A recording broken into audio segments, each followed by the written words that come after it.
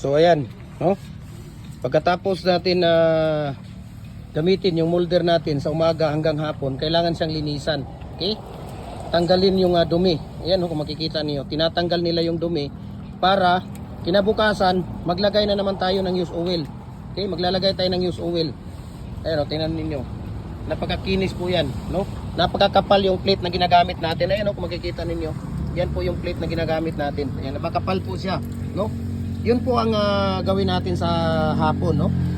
Sa isang hapon, kailangan sa maghapon nila, kailangan silang makagawa ng 6 na sako na simento, no? 6 na bags na simento ang magagawa nila pagka ready yung mating art, no? Ibig sabihin, yung mating art na bakal na nilalagay natin sa loob, pag ready yun, ay 6 bags ang magagawa nila sa isang araw. Okay?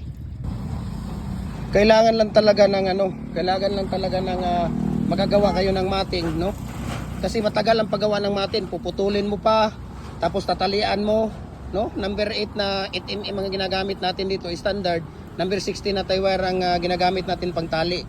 Tapos Portland cement ang ating ginagamit sa simento. Okay?